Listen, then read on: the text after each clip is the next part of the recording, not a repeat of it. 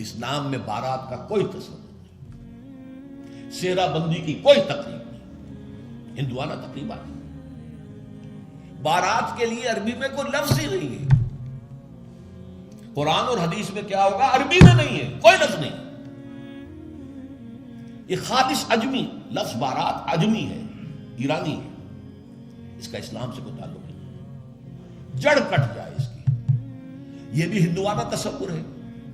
ہوتا کیا تھا، ایک گاؤں سے جا رہے ہیں، دوسرے گاؤں سے بیٹی لے کر آنی ہے، اور بیٹی کے ساتھ جہیز آنا ہے، اور راستے میں ڈاکو جو ہیں وہ لوٹ سکتے ہیں، تو یہاں سے جتھا لے کے جانا ہوگا، لہذا وہ جتھا بندی کر کے بارات جا رہی ہے۔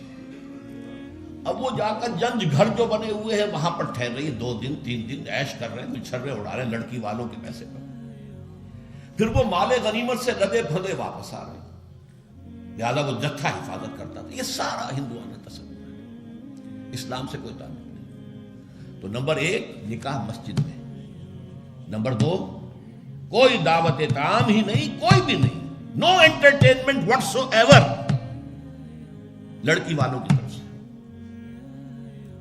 اجتماع جانبین مسجد میں، یہیں سے ڈسپرس۔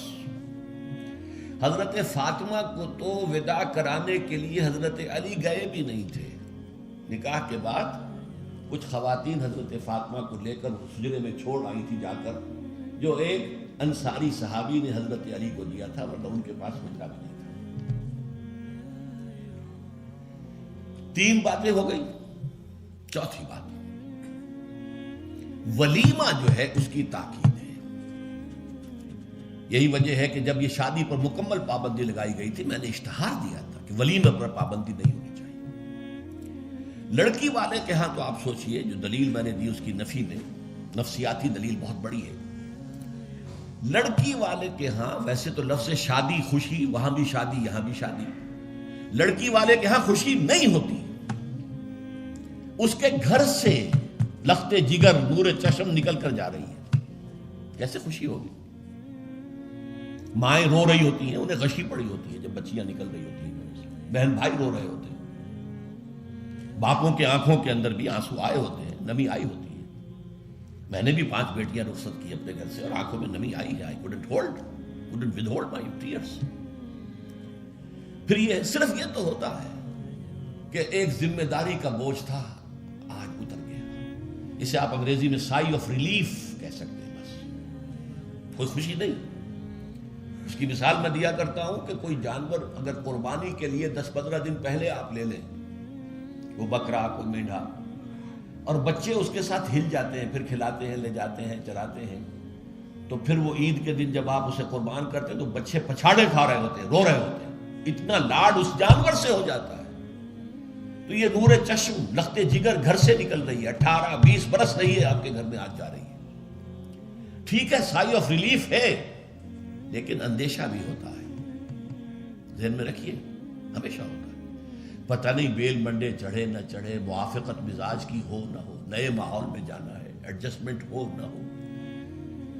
اپنی حد تک پورا اطمینان کر لیا ہے، دیکھ لیا ہے، سوچ بچار کر لیا ہے، لیکن کیا کہا جا سکتا ہے؟ ایک بالکل یوں سمجھیے کہ ایک نیا ماحول ہے، نئی جگہ جا رہی ہے، لہذا وہ اندیشہ بھی موجود ہوتا ہے۔ لہذا واقعتاً لڑکی والوں کے ہاں خوشی کا موقع نہیں ہے، ان کے ہاتھوں مرغ پلاؤ کھانا بے غیرتی ہے۔ ہاں، لڑکے والے کے ہاں خوشی ہے، اس کا گھر آباد ہوا ہے، اور اسے حکم دیا حضور نے، اولموا ولو بشاۃ، ولیمہ ضرور کرو، چاہے تمہارے پاس ایک ہی بکری ہو۔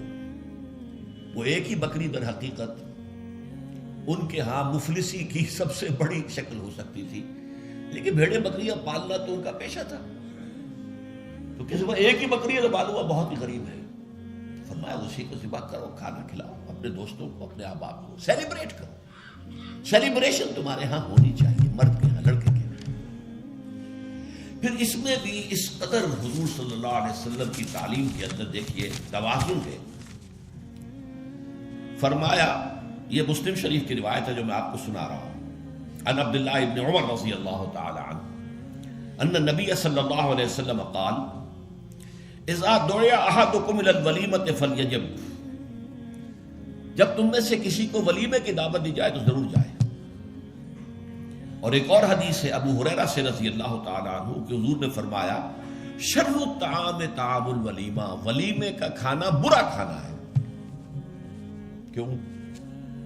اس میں غریبوں کو نہیں بلایا جاتا بلکہ غریبوں کو جو دھکے دیے جاتے ہیں۔ آپ دیکھتے ہیں بڑے بڑے ٹینک لگے ہوتے ہیں ٹینٹ، اور وہاں پر اندر جو کچھ ہو رہا ہوتا ہے، کھانا ضائع بھی ہو رہا ہوتا ہے، غریب کو تو کسی کو داخل نہیں ہونے دیں گے نا۔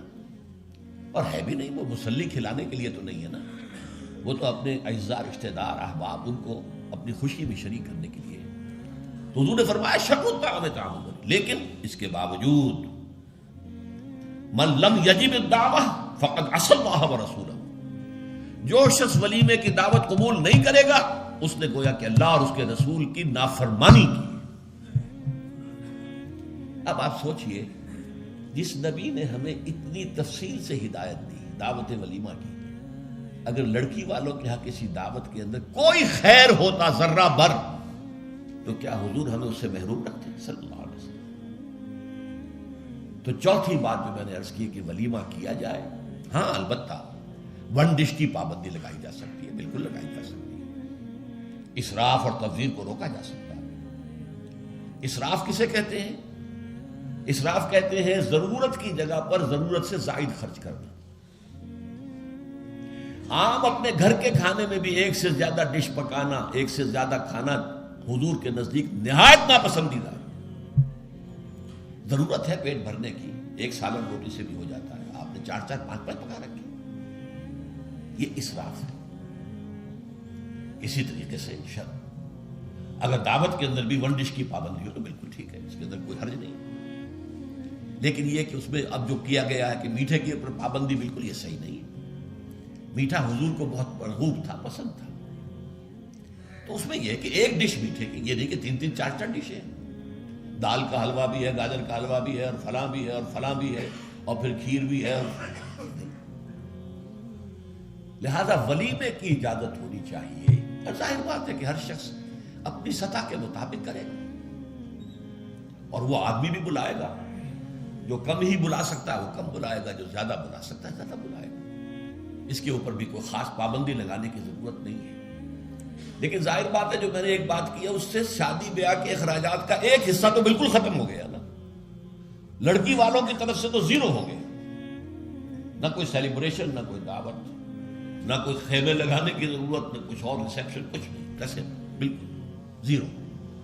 لڑکے والے جو ہیں دعوت ولیمہ، اور اس کے اندر ظاہر بات ہے کہ اپنے ساتھیوں کو، دوستوں کو، اعزاء کو، اقارب کو جس حد تک بھی اس کے لیے ممکن ہے۔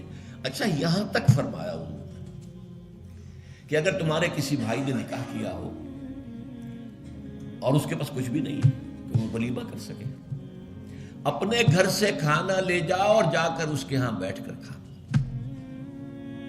سیلیبریٹ کرو، اس کی خوشی میں شریک ہو جاؤ۔ یہ کس قدر فطری تعلیمات ہے، غور کیجیے۔ جیسے کہ میں نے بتایا کہ اصل خوشی جو ہے وہ لڑکے والے کے، اس کا گھر آباد ہوا، لڑکی والے کے تو خوشی نہیں ہے، ان کے ہاں سے تو ایک فرد جو ہے وہ نکلا ہے۔ ان کی چوکھٹے ہوتوں کا ساتھ بھی پڑا سجے تا ہے، ان کی چوکھٹے ہوتوں کا ساتھ بھی پڑا سجے تا ہے، ان کی چوکھٹے ہوتوں کا ساتھ بھی پڑا سجتا ہے، در بڑا ہو